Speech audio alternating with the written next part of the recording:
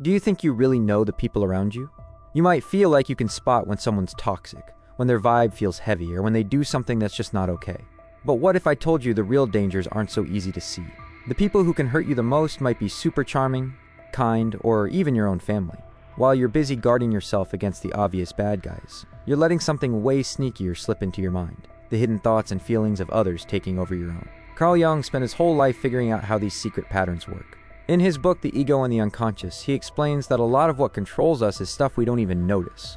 This isn't just true for you, it's true for everyone. And that's exactly why it's so risky. When someone doesn't see their own dark side, that darkness looks for someone to latch onto. And a lot of times, that someone is you. Maybe you've never really thought about this before, but stop and think now. How many times have you felt totally wiped out after chatting with someone? How often have you been blamed for something you didn't do or made to feel like you have to fix a mess that isn't even yours? Jung called this projection. It's when someone takes the stuff they don't want to face about themselves and dumps it onto you. From then on, you're not just a person to them anymore.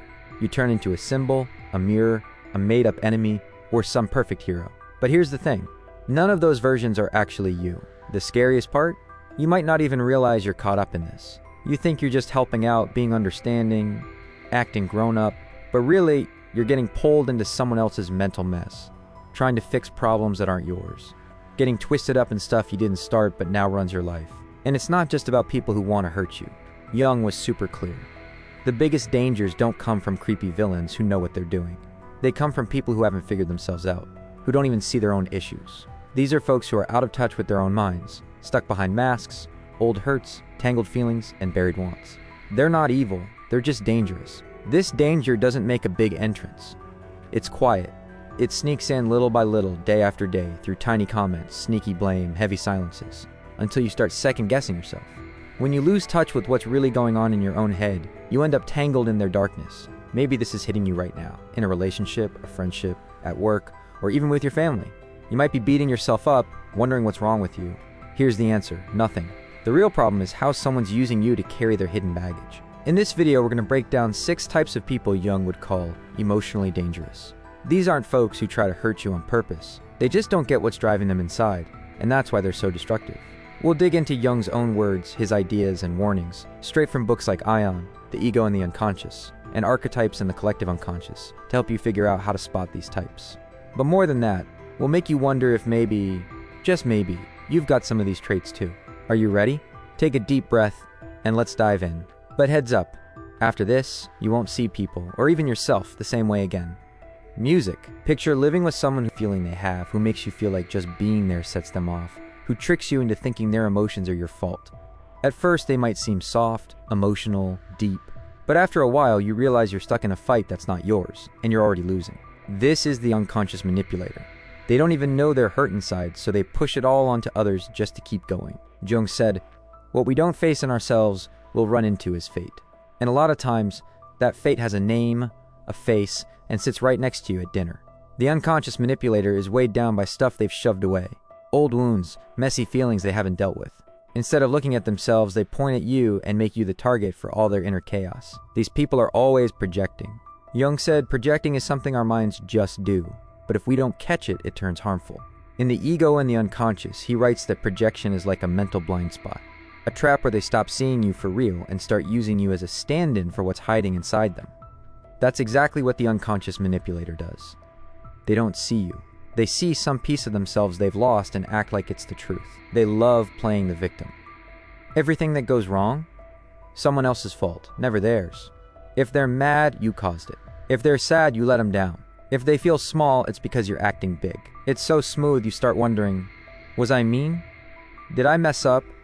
Am I the toxic one? That's how the manipulation happens. No yelling, no demands, just pure emotion, totally unconscious, and super effective. Here's the kicker. These people are often charming. They've got charisma, sensitivity, this intense emotional vibe.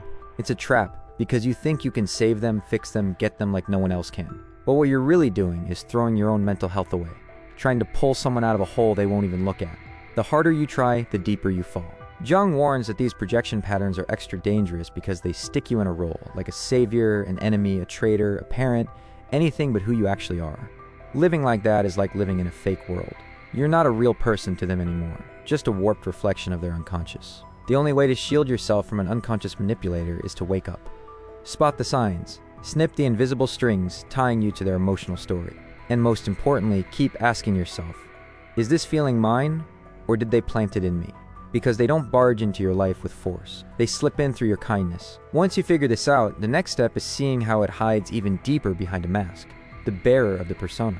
This type doesn't just project, they live to look like something they're not. In the next part, we'll unpack how they're one of Jung's biggest red flags. While the unconscious manipulator dumps their mess on you, the bearer of the persona pulls you into a fake world where even you might forget who you really are. If this is clicking for you, hit that subscribe button and join the channel. Thanks for sticking with me. Not all mental danger comes from wild actions. Sometimes it's from stuff that looks too perfect. The constant smile, the perfect posture, the spotless image. We live in a time where how you seem matters more than who you are. Jung thought this was a huge deal because when someone gets too caught up in their persona, the social mask we wear to fit in, they lose touch with who they really are inside.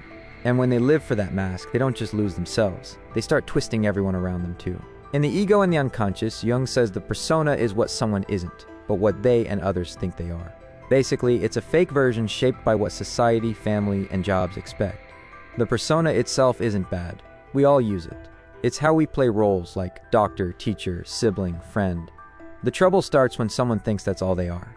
When the mask gets glued on, everything real, spontaneous, raw, true, gets locked away deep inside. The bearer of the persona is a pro at keeping things surface level. They say what people want to hear, act just right, dodge fights no matter what, but behind all that control, they're falling apart inside. The more they prop up that image, the more they choke out their real self.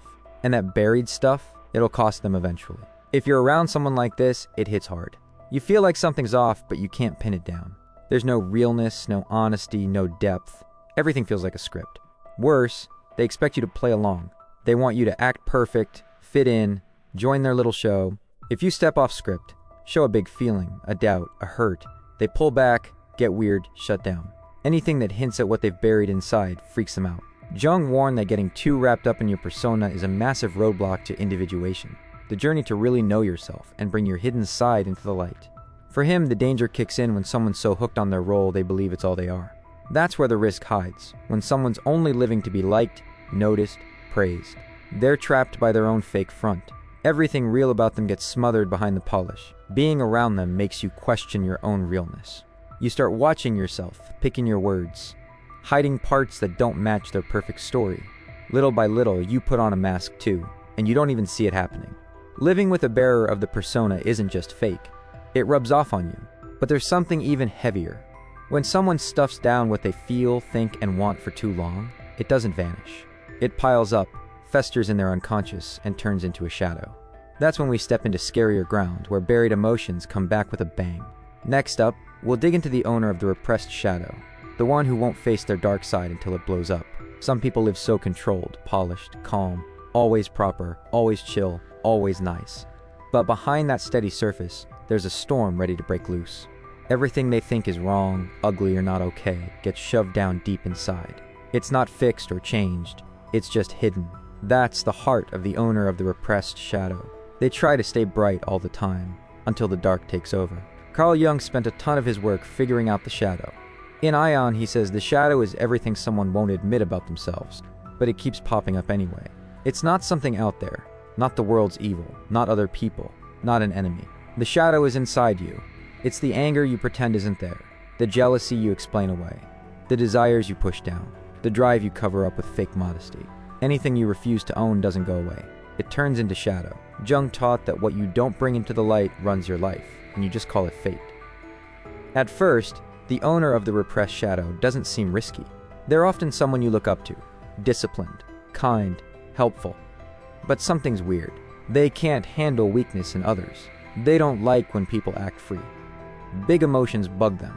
They're always tense but hold it in, until they don't. And when they let go, it's a disaster. This person's always on emotional guard. They won't let themselves feel, so they judge anyone who does. They won't mess up, so they attack anyone who does. They turn preachy, pushy, controlling, but it's all just a way to keep their hidden side locked up.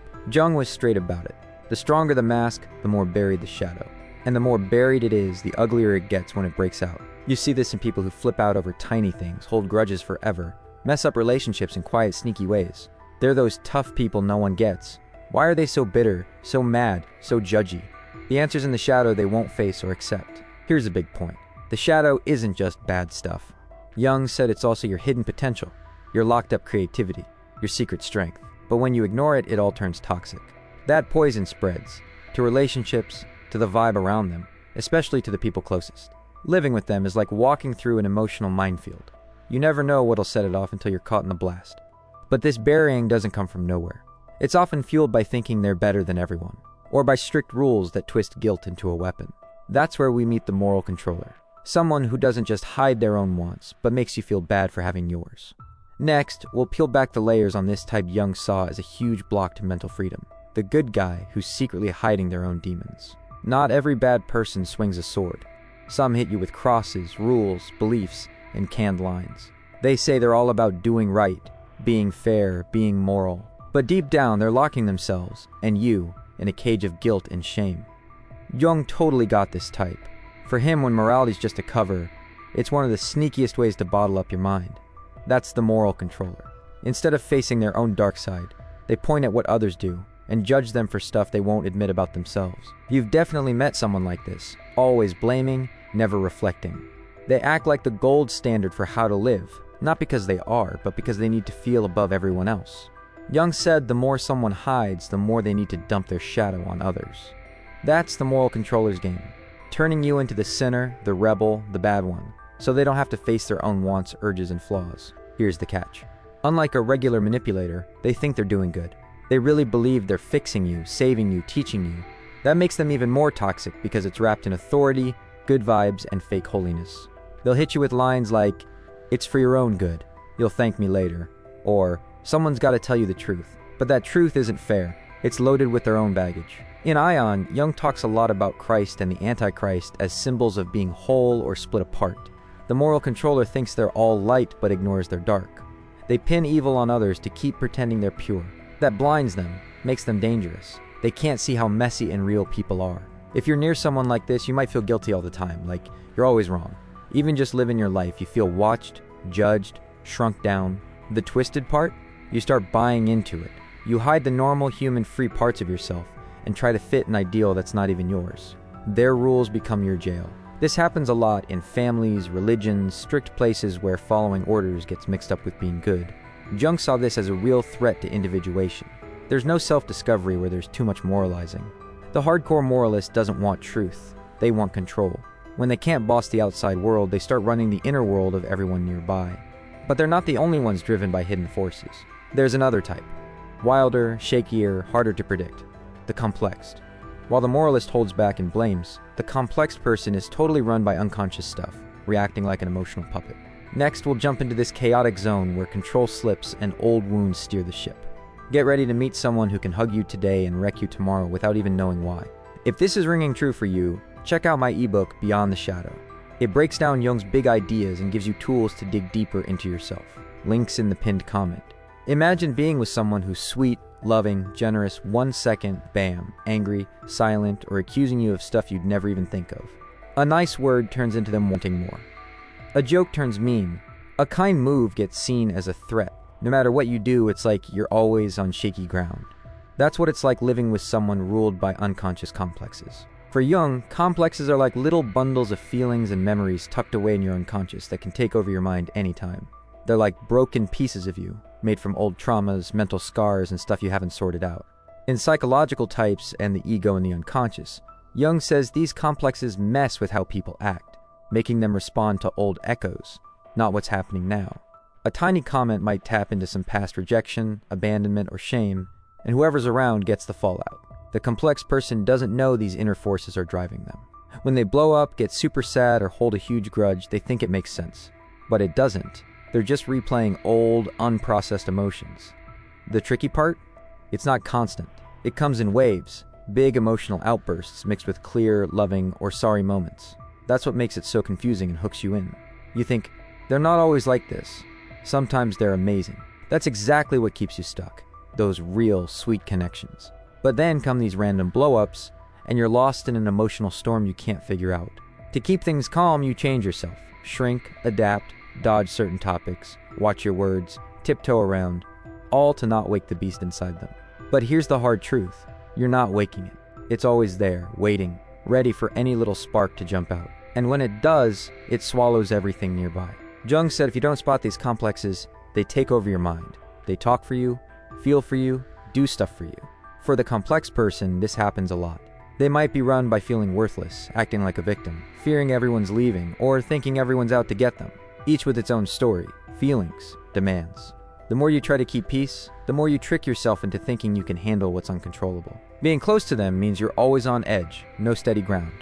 The present's always haunted by their past. Sooner or later, you start soaking up those ghosts, doubting yourself, your memory, your feelings. Without even noticing, their unconscious starts creeping into you too. But the worst is still ahead. While the complex person swings between extremes, there's another type who doesn't yell, doesn't flip out, doesn't blame, but still sucks your energy dry. Next, we'll tackle the psychic vampire, the one who feeds off your time, your care, your kindness, leaving you worn out, empty, drained. And with them, we'll wrap up by showing what Jung really thought was the way out of this unconscious mess. Some people don't just want you around, they want your energy. And they'll do anything to take it, not with fists or loud fights, but with quiet needs, constant complaining, clinginess dressed up as love. This is the psychic vampire, the sneakiest, quietest way to drain you emotionally that Jung warned about, even if he didn't use that exact name. In Jung's words, it's like a messed up bond where people get too tangled up, stopping mental growth and blurring who's who.